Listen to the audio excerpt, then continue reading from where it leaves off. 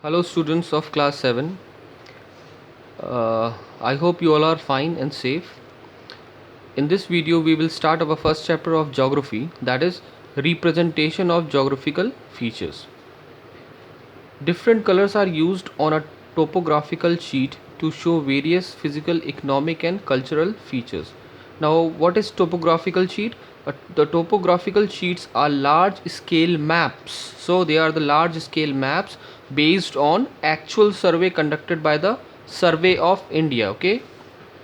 The topographical sheets have a network of horizontal and vertical line drawn in red color. This is called the arbitrary grid system. So they have a horizontal and vertical line drawn on it. Now the use of colors on topographical sheet. The Survey of India has used different colors such as blue, red, yellow, brown, green, etc. to show various physical, economic and cultural features on the topographical sheets. Now see, the blue color is used for showing perennial rivers, lakes, ponds, wells, oceans, seas, bays and gulfs. Red color is used for showing settlements, roads, track, footpaths and the lines and the numbers of the arbitrary grid system. Yellow color is used for showing cultivated or agricultural land. The brown color is used for showing contour lines and the number on them, sand dunes, form lines, etc. Green color is used for showing forested area, orchards, shrubs, scattered trees, etc.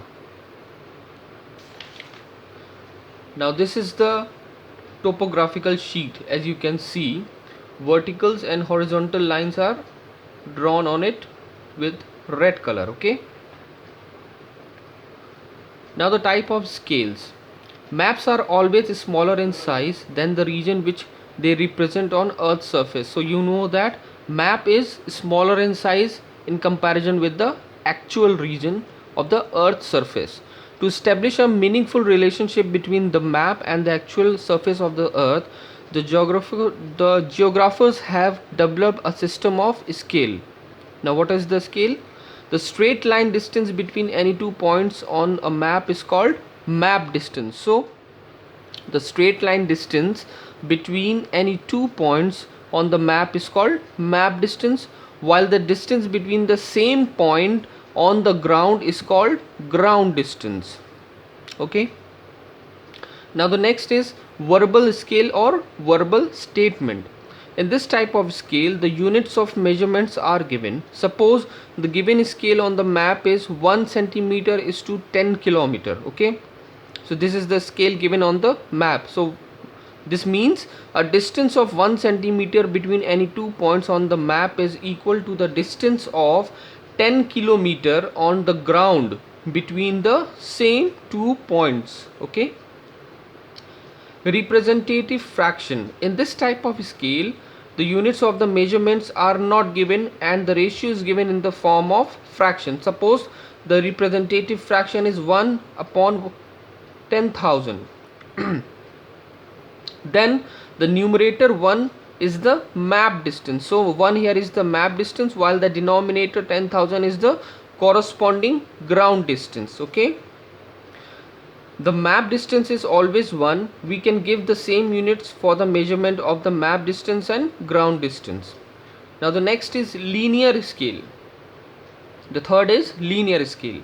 In this kind of scale, a straight line is used for showing the map distance and the length of the line also shows the ground distance. Now how we measure the distance? Here are some of the points to measure the straight distance and the curved line distance. Okay, let us see. It is easy to measure the distance between any two places on the map along a straight line. We can follow the following steps. First is mark any two places on the map between which we want to measure the straight line distance. After that, place the sharp and straight edge of paper touching the two places and mark their locations on the sharp edge of the paper. Now place the sharp edge of the paper along the linear scale and read the distance between the two places. Using the scale, we can also convert the map distance into ground distance. We can also use a divider to measure the straight line distance on the map. Now, how we measure the distance of curved line? It is slightly more complicated to measure the distance along the curved line on the map. We can follow the following steps. First is, suppose we have to find the length of a cart track between two places on the map. The cart track has curves at many places. Now take a thread, place it along the cart track and mark the 2 points representing the two places. Measure the length of the thread along the scale and convert the map distance into ground distance. We can also use a opsometer.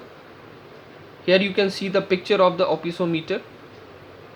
It is an instrument which is widely used for measuring curve distance. The spiked wheel in an opsometer can move along the curved path. The revolution of the wheel are recorded and the distance can be found out from the graduated scales. Now the conventional signs and symbols. The cartographers in the Survey of India designed a variety of sign and symbol to represent the physical, economic and cultural feature on the topographical sheet. Most of these signs and symbols are internationally accepted. Thus, these signs and symbols are called the conventional sign and symbol.